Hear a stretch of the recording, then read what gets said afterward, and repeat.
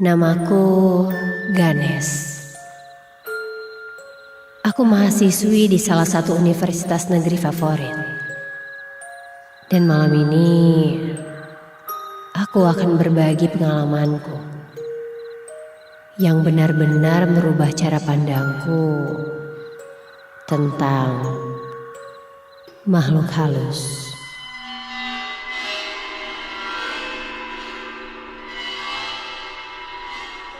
Padatnya jadwal kuliah dan banyaknya tugas membuatku harus pulang larut malam setiap harinya. Biasanya, sehabis aku mengerjakan tugas bersama teman-teman, aku pulang sekitar jam 10 malam. Tapi, malam ini berbeda. Aku baru beres menyelesaikan tugasku jam setengah 12 malam.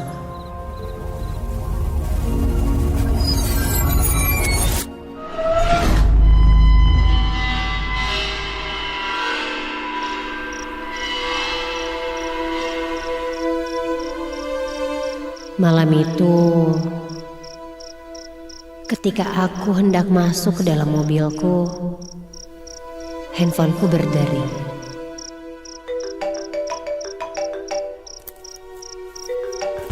Ternyata itu Dera, salah satu teman kelasku. Aku pun mengangkatnya.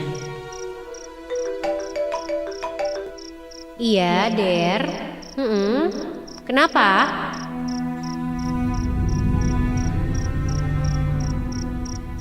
Ternyata charger laptop Dera terbawa olehku. Karena dia sangat membutuhkan chargerannya, aku pun mau tak mau harus mengembalikannya dan langsung menuju kosan Dera.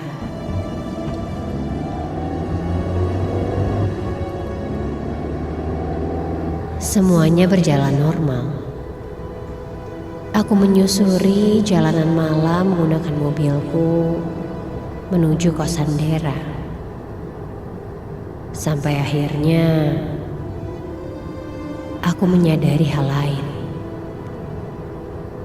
Ternyata semakin malam, jalanan semakin sepi saat itu.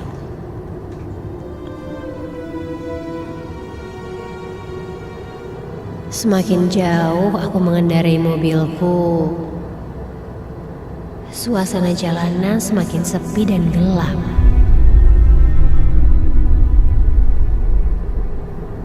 Hanya lampu jalanan saja yang menerangi perjalananku. Hingga akhirnya aku memasuki salah satu jalan gelap dan menikung tajam. Aku pun menurunkan kecepatanku untuk berhati-hati. Sampai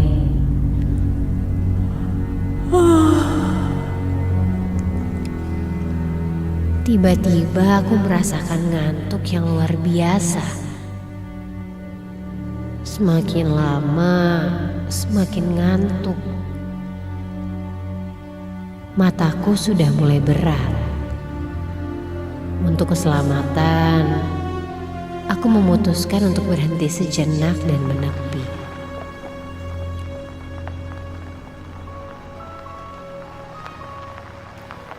Sekedar untuk minum dan memasang playlist yang membuatku tidak mengantuk. Dan ketika aku sedang fokus memasang playlist di mobilku, astaga! Aku terkejut ketika ada yang tiba-tiba mengetuk kaca mobilku. Dan ketika kulihat, ternyata itu seorang nenek-nenek tua yang sepertinya sedang berjualan. Dia terlihat mengintip ke arah mobilku. Aku pun membuka jendela dan berkata, "Maaf, Nek, enggak dulu." dan langsung menutup kaca mobilku kembali. Sampai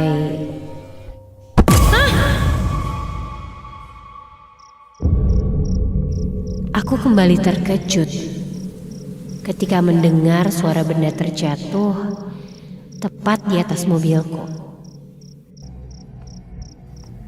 Karena panik, aku pun refleks langsung keluar dari mobil dan mencoba untuk memeriksanya. Namun, ketika aku periksa, tidak ada apa-apa sepertinya. Kulihat kondisi mobilku pun masih normal. Tidak ada lecet sedikit pun. Aku sedikit terdiam dan heran. Karena tadi jelas sekali aku mendengar suara seperti benda berat terjatuh tepat di atas mobilku. Aku pun mencoba melihat ke sekitar. Dan sepi.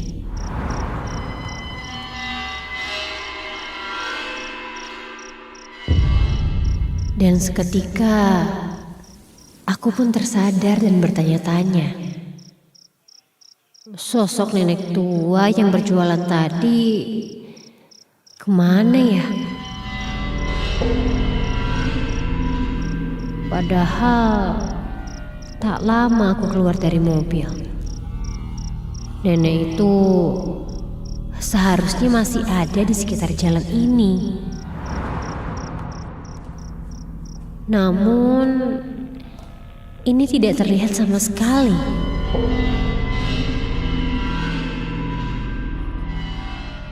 Tak lama dari itu, aku pun memutuskan untuk masuk ke dalam mobil dan melanjutkan perjalananku.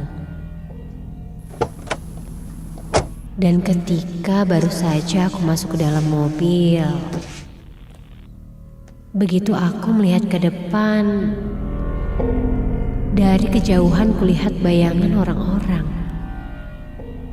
Seperti orang-orang yang sedang berkumpul, dan sekitar 5 orang.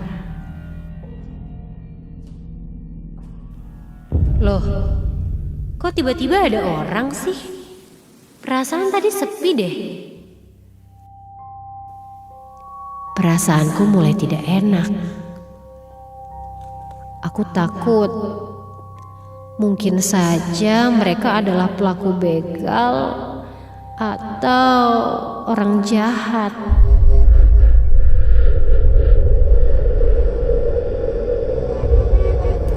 Dengan cepat aku hidupkan mobilku dan hendak pergi. Dan tiba-tiba saja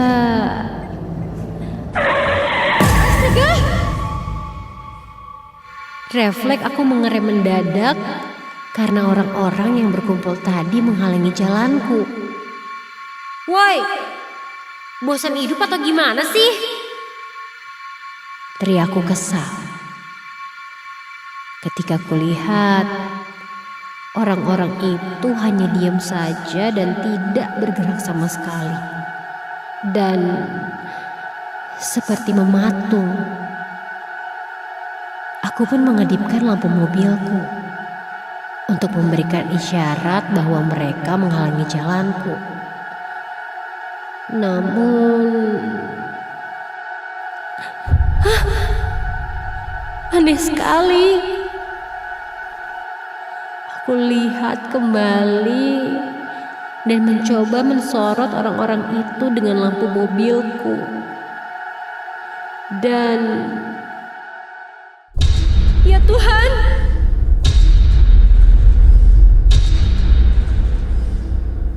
jantungku tiba-tiba berdegup dengan kencang ketika kulihat dengan seksama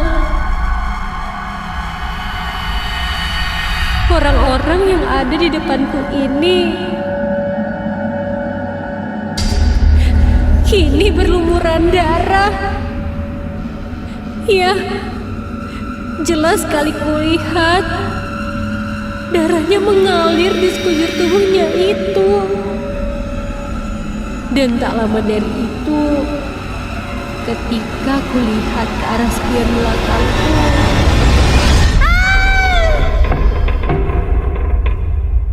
astaga! Kulihat sekarang ada dua pria tanpa kepala berjalan pincang ke arahku. Berlumuran darah dan sebagian tubuhnya robek. Aku takut sekali. Melihat itu, aku pun langsung menancap gas mobilku dan terus menyetir tanpa melihat ke belakang.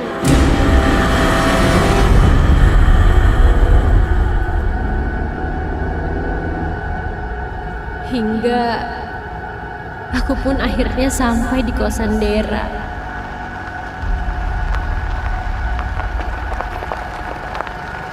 Dia bertanya aku kenapa, karena melihat mukaku yang sangat pucat.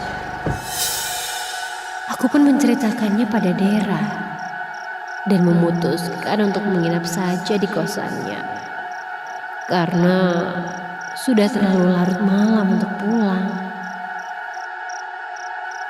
Malam pun berlalu.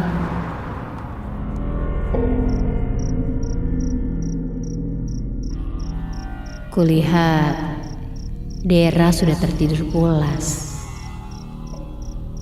Aku mencoba untuk langsung tertidur. Namun hatiku mulai tidak tenang lagi. Aku berharap untuk tidak mengingat hal itu lagi. Sampai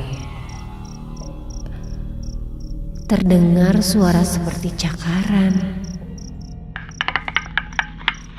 Dan terdengar suara isak tangis perempuan.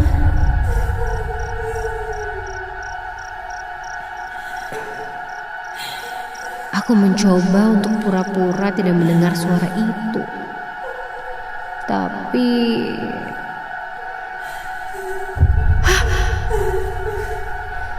suara itu seakan memaksaku untuk menanggapinya.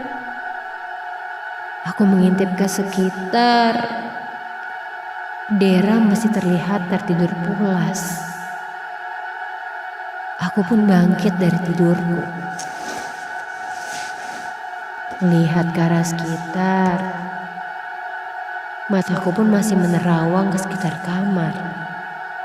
Dan astaga! Ketika kulihat ke arah depan pintu, kulihat berkumpul berjajar sosok-sosok yang tadi kulihat.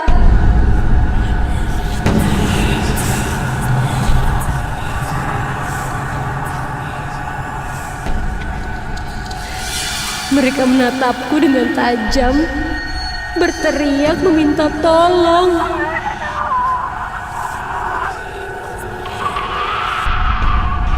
Badanku mendadak menjadi kaku dan sulit untuk digerakkan. Aku hanya bisa terdiam melihat itu semua. Nafasku mulai sesak, dan aku pun tidak ingat apa-apa lagi.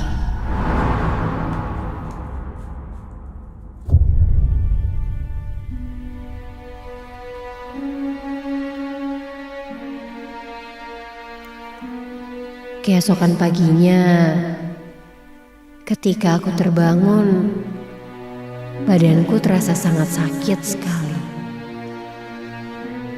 Aku menceritakan apa yang aku lihat tadi malam kepada Dera. Dan setelah itu, Dera pun mengajakku untuk mencari tahu apa yang sebenarnya terjadi. Siangnya, aku ditemani Dera ke tempat di mana aku melihat sosok-sosok itu. Dan di sana, kami bertemu dengan seorang petugas kebersihan yang berjaga. Dan ketika kami tanyakan, ternyata benar saja. 2 minggu yang lalu, sempat ada kejadian kecelakaan yang menewaskan beberapa korban. Mendengar itu, aku pun syok. Apa mungkin yang aku lihat itu ada hubungannya dengan kejadian ini?